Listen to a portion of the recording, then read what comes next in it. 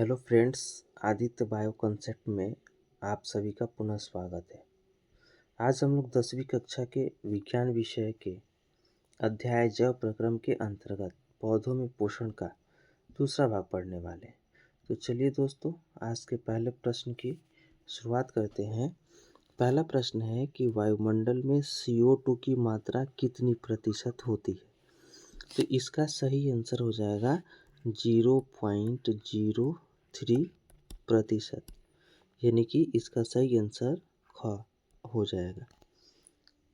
21% जो है हमारे वायुमंडल में O2 की मात्रा है, यानी ऑक्सीजन गैस की मात्रा जो है हमारे वायुमंडल में 21% है। तो इसका सही आंसर हो जाएगा 0.03%। अगला क्वेश्चन है, स्पेक्ट्रम का कौन सा रंग प्रकाश संश्लेषण की अभिक्रिया के लिए सर्वाधिक उपयुक्त है? प्रकाश संश्लेषण की अभिक्रिया के लिए तो देखिए, आप लोग 10 क्लास के फिजिक्स चैप्टर में आप लोग जो दूसरा चैप्टर है फिजिक्स का, प्रकाश का अपवर्तन, उसमें आपको एक टॉपिक मिला होगा स्पेक्ट्रम। तो स्पेक्ट्रम का एक वर्ड है VIBGYOR। ये स्पेक्ट्रम वर्ड है और ये अलग अलग लेटर जो है अलग अलग रंगों को रिप्रेजेंट करते हैं। जैसे वायलेट हो गया, इंडिगो हो गया, ब्लू हो गया, ग्रीन हो गया, येलो, ऑरेंज और रेड। तो ये क्वेश्चन आपसे पूछा जा रहा है कि स्पेक्ट्रम का कौन सा रंग प्रकाश संश्लेषण की अभिक्रिया के लिए सर्वाधिक उपयुक्त होता है? तो इसका सही आंसर हो जाएगा लाल एवं नीला। अगला प्रश्न है कि पादप में फ्लोएम उत्तक उत्तरदायी होता है किसके परिवहन हेतु? तो पादप में जो फ्लोएम उत्तक होता है वो प्रकाश संश्लेषण की अभिक्रिया के दौरान जो भोजन बनते हैं उस भोजन को ले करके और पौधों के विभिन्न भागों में पहुंचाने का कार्य हमारा फ्लोएम उत्तक का होता है।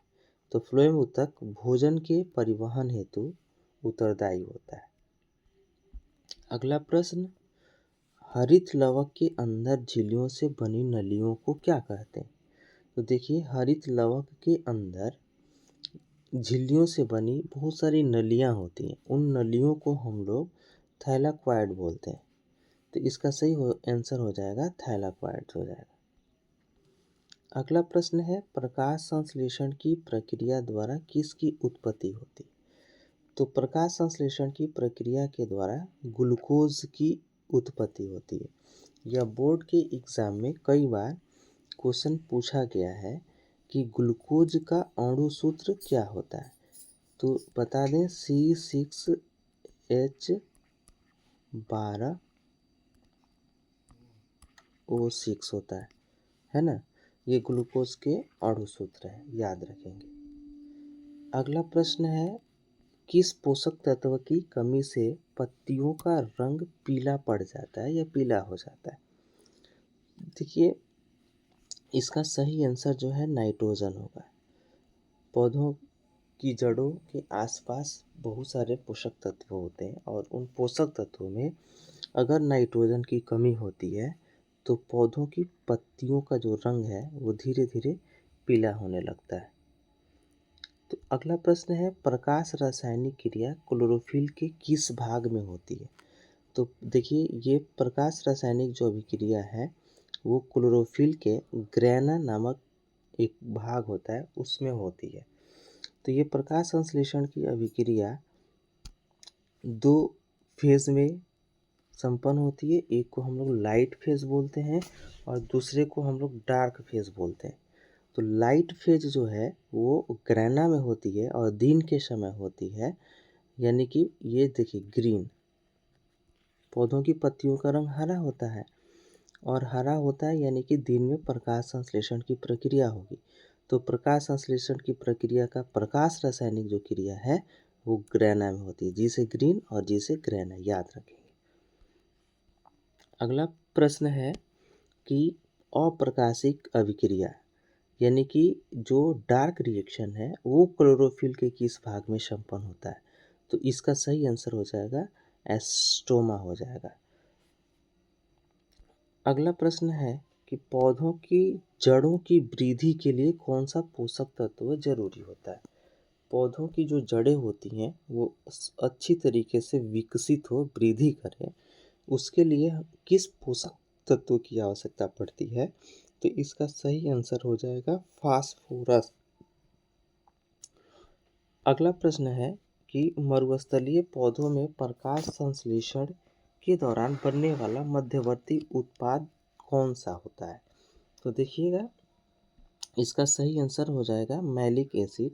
और ये एसिड जो है एप्पल में, ये सेब में पाया जाने वाला एक एसिड है। तो याद रखेंगे कि सेब में जो एसिड पाया जाता है वही एसिड प्रकाश संश्लेषण की प्रक्रिया के दौरान बनने वाला मध्यवर्ती पदार्थ होता है। देखिए, मरुस्थलीय पौधों के संदर्भ में कुछ रोचक तथ्य हैं कि मरुस्थलीय पौधे जो होते हैं रात के समय ही अपने एस्टोमाटा को, यानी कि रंध्रों को जो है वो खोलते हैं। दिन के समय ये अपने एस्टोमाटा को बंद रखते हैं। ऐसा क्यों करते हैं? ताकि इनके इनके पत्तियों से जल की हानि न हो सके। तो मरुस्थलीय जो पौधे होते हैं, मरुस्थलीय पौधे रात के समय ही अपने रंध्रों को खोलते हैं और CO2 को अवशोषित कर मैलिक एसिड का क्या करते हैं, निर्माण करते हैं। अब यही पौधे जल की हानि को रोकने के लिए दिन के समय जो है अपने एस्टोमाटा को क्या करते हैं, बंद रखते हैं। दिन के समय अपने स्टोमाटा को बंद रखते हैं तथा रात के समय जो मैलिक एसिड बनाए हैं उसे तोड़ करके CO2 को मुक्त करते हैं और CO2 मुक्त करते हैं और इसका उपयोग जो है ये ग्लूकोज बनाने के लिए करते हैं। देखिए, दिन के समय कार्बन डाइऑक्साइड गैस चाहिए प्रकाश संश्लेषण की प्रक्रिया के लिए। तो जब ये स्टोमाटा को खोलेंगे तो CO2 गैस पत्तियों में आएगी, लेकिन इसके साथ साथ जल की भी हानि होगी।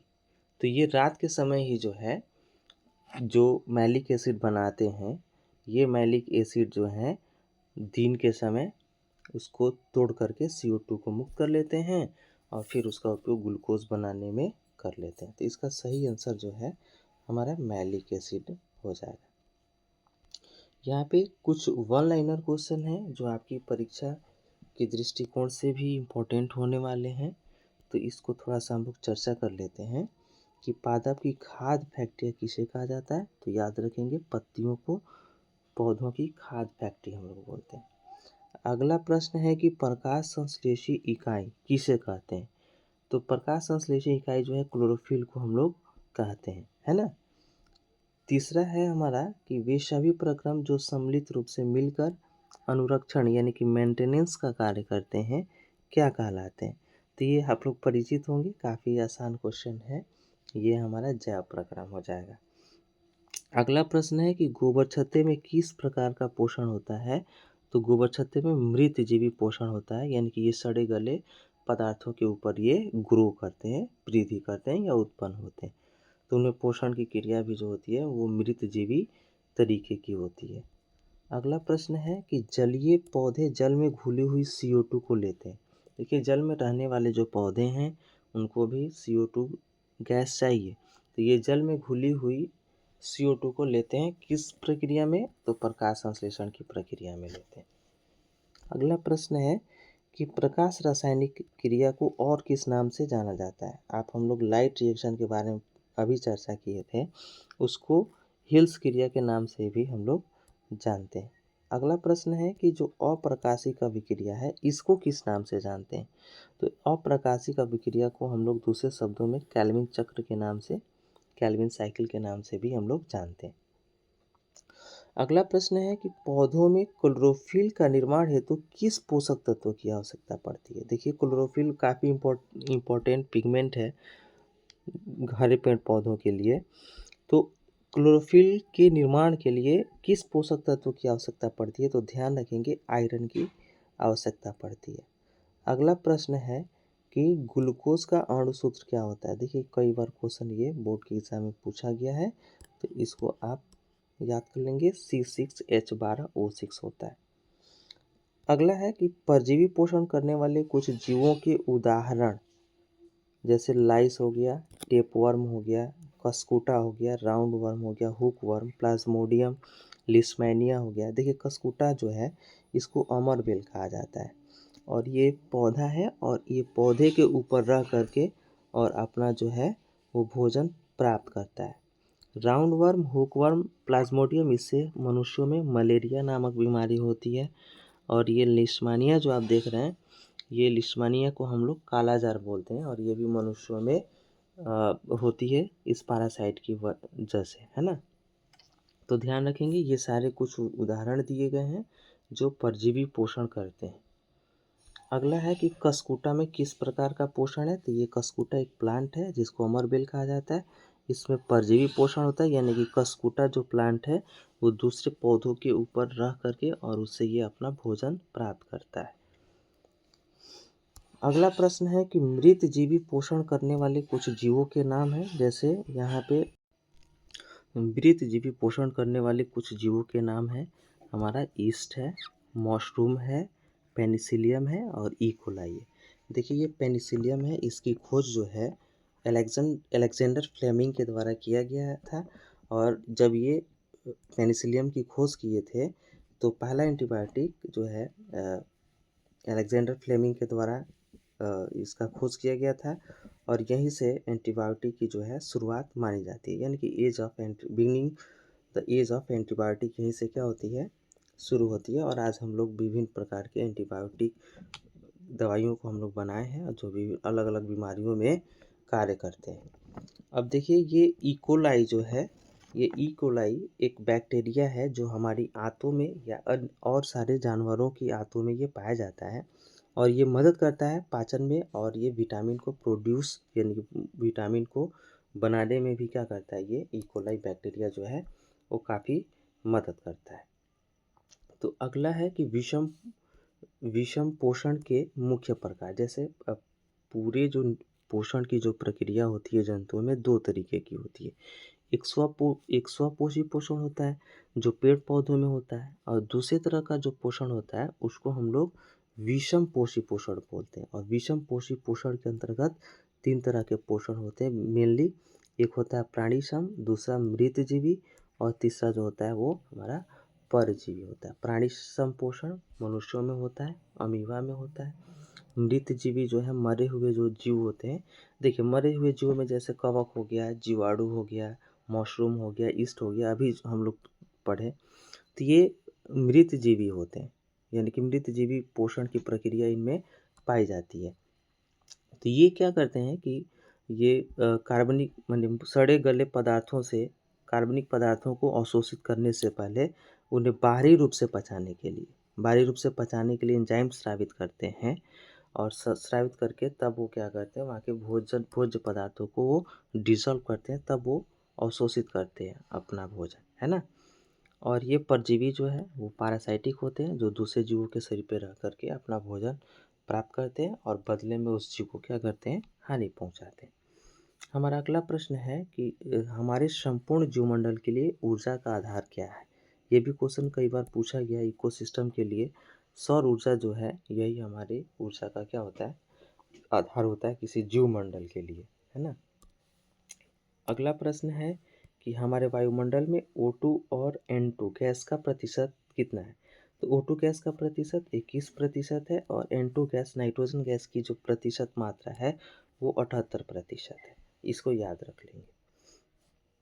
अगला प्रश्न है कि किस प्रक्रिया द्वारा वायुमंडल में CO2 की मात्रा संतुलित होती रहती है। तो प्रकाश संश्लेषण की ही प्रक्रिया है जिसके द्वारा हमारे वायुमंडल में O2 और CO2 ये दोनों की मात्रा क्या होती है, वो संतुलित होती है।